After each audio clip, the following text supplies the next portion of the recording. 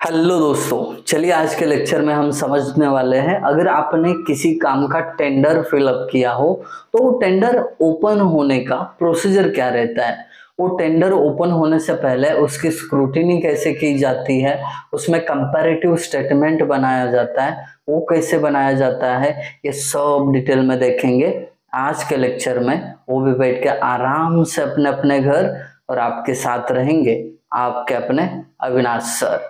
तो देर किस बात की, फटाफट शुरू कर देते हैं आज का लेक्चर। तो इसके पहले जो लेक्चर हुआ है उसमें हमने देखा है कि प्रोसीजर ऑफ फिलिंग टेंडर क्या होती है, प्रोसीजर ऑफ सबमिटिंग टेंडर मतलब टेंडर को सबमिट करने का प्रोसीजर क्या है वो भी देखा है। साथ में आपको वो एनवलप टू एनवलप सिस्टम, उसमें वो दो एनवलप में क्या क्या रखना होता है वो भी देखा है। और आज आज हम देखने वाले हैं, ये हमारा आज का topic procedure of opening tender. तो देखिए क्या क्या होता है इसमें। The tenders are open on the date and time mention in the tender notice. तो जो भी टेंडर नोटिस में आपको डेट दिया गया था कि बाबा आप जो टेंडर फिल करोगे उसका जो बिडिंग ओपन है वो कब होगा, कौन से टाइम पे होगा, उसी डेट पे और उसी टाइम पे ये टेंडर ओपन हो जाएगा। The contractor or his representative will remain present during the opening of tender. Obviously, जब टेंडर किसी को मिलना रहता है तो उस दिन ओपन किया जाएगा टेंडर। तो कॉन्ट्रैक्टर, अगर कॉन्ट्रैक्टर को पॉसिबल नहीं है तो उसका रिप्रेजेंटेटिव वहां पे आके उस ओपनिंग प्रोसीजर में रहेंगे। The name of contractor and amount coated by him is announced loudly so that others will know the who is the lowest quoter। मतलब क्या होता है, सब कॉन्ट्रैक्टर्स जिन्होंने टेंडर भरा है वो एक हॉल में जमा हो जाते हैं।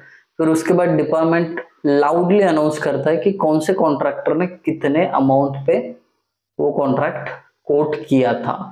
तो वो ओपन अनाउंसमेंट के कारण सबको पता चलता है कि सबसे कम या लोवेस्ट प्राइस किसने कोट की थी। The public announcement reveals the tendency of particular contractor quoting very high और very low rates and what is the margin. तो ये ओपन अनाउंसमेंट के कारण एक फायदा ये होता है कि सब कॉन्ट्रैक्टर को पता चल जाता है कि कौन से कॉन्ट्रैक्टर का क्या टेंडेंसी है, वो ज्यादा हाई रेट कोट करता है, वेरी लो रेट कोट करता है, कैसे कोटिंग किया गया है, फिर अपने टेंडर में और दूसरे कॉन्ट्रैक्टर ने कोट किया हुआ टेंडर है उसमें मार्जिन कितना है, ये सारी चीजें पता चलती है। Got it. अब इसके बाद टेंडर ओपनिंग प्रोसीजर समझ गए। अब इसके बाद बनता है कंपैरेटिव स्टेटमेंट। एक बार सबके टेंडर पढ़ के हो गए, सबने कितना रेट कोट किया है सबको समझ में आया। इसके बाद कंपैरेटिव स्टेटमेंट, ये बहुत ही इंपॉर्टेंट स्टेप है।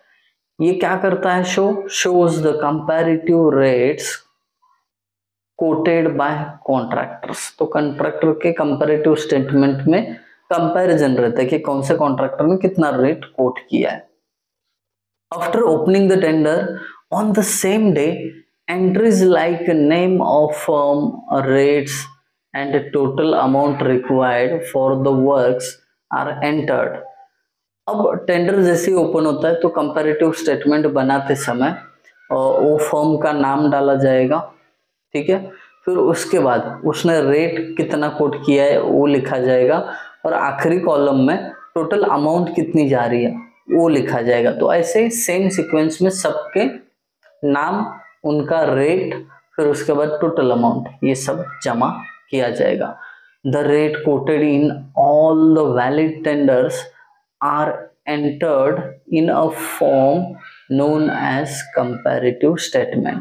तो जो इससे पहले बोला मैंने कि भाई साहब जो भी रेट्स आपको पता चले उनको एक लिस्ट में लिख देना, मतलब कंपैरेटिव स्टेटमेंट होता है। ये कंपैरेटिव स्टेटमेंट यूजफुल है to compare the contractors. Contractors को अगर आपको कंपेयर करना है तो ये कंपैरेटिव स्टेटमेंट डायरेक्टली देख लो, समझ में आ जाएगा। This statement helps the department to compare the policies of all bidders on the basis of amount, sales tax, VAT and other charges। तो कौन सा कॉन्ट्रैक्टर क्या पॉलिसी अप्लाई कर रहा है, कितना वैट लगा रहा है, कितना उन्होंने सेल्स टैक्स लगा दिया। ये सारी चीजें क्या होगी, वहां पे आपको देखने मिलेगी। अब यहाँ पे आप देख सकते हो एक फॉर्मेट भी है इधर कंपैरेटिव स्टेटमेंट का, है ना। इधर लास्ट में रिमार्क में नंबरिंग किया जाता है, ये कंपैरेटिव स्टेटमेंट है। तो आई होप आप ये समझ गए होंगे। तो आगे चलते हैं स्क्रूटिनी ऑफ टेंडर पे। अब ये स्क्रूटिनी ऑफ टेंडर मतलब क्या होता है, जो टेंडर फिल किए गए हैं कॉन्ट्रैक्टर्स के द्वारा, तो उनको जांच पड़ताल करना। अगर कोई आपको डिफेक्टिव लगता है या अगेंस्ट द रूल लगता है तो उसको निकाल देना। तो ये निकालते समय आपको कुछ रूल्स का ध्यान रखना होगा, जो नोटिस में आपने कंडीशंस डाली थी उसका ध्यान रखना होगा, स्पेसिफिकेशन का ध्यान रखना होगा। तो देखिए स्क्रूटिनी ऑफ टेंडर कैसे की जाती है। List of all the tenders received along with their earnest money deposit should be prepared। अब जिन्होंने जिन्होंने ईएमडी के साथ टेंडर भेजा है उतने ही लोगों का क्या करो, एक लिस्ट बनाओ। Tender documents checked for the duly sign by the contractor. तो हर एक कॉन्ट्रैक्टर ने अपने हर पेज पे साइन किए कि नहीं ये भी चेक कर लेना। Conditions of contract should not be altered otherwise it will result in dispute. जो टेंडर नोटिस में आपने कंडीशंस डाले थे उसको कोई कॉन्ट्रैक्टर अल्टर नहीं कर सकते कि भाई साहब आपने ये कंडीशन डाली थी उसके बदले में ये कंडीशन डाल रहा हूं, मत करिए। इससे क्या होगा, विवाद खड़ा हो जाएगा। Rates quoted should be written both in words and figures. ये पते की बात है, कभी कभी आपका अगर लिखा हो फिगर समझ में नहीं आया तो वो वर्ड्स में लिखा है उससे आइडिया आ जाता है। तो आप चेक कर लेना हर एक टेंडर में रेट्स जो कोट किए हैं वो वर्ड्स में भी होने चाहिए और फिगर्स में भी। If both are not same then lowest will be considered. Word में कुछ अलग लिखा है, फिगर में कुछ अलग लिखा है, तो दोनों में से जो कम रहेगा वो रेट कंसिडर किया जाएगा। डिपार्टमेंट तो वैसा ही करेगा, अदरवाइज आपको गलती ही नहीं करनी है। आई बात समझ में। आगे चलते हैं। Total amount worked out by the contractor must be checked. Total कितना अमाउंट डाला है कॉन्ट्रैक्टर, ये चेक करना पड़ता है ना भाई साहब, आपको चेक करना चाहिए। The rates quoted very low must be asked to justify with the rate analysis.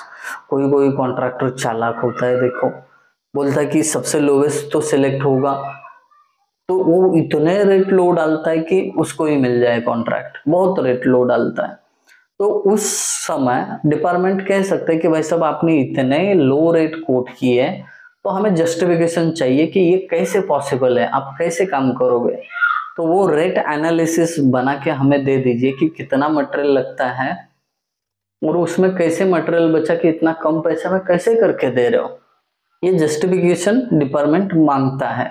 But if the justification not found satisfactory, department को लगा कि जस्टिफिकेशन जो दिया है कॉन्ट्रैक्टर ने वो सेटिस्फैक्टरी नहीं है, तो टेंडर रिजेक्ट हो जाएगा।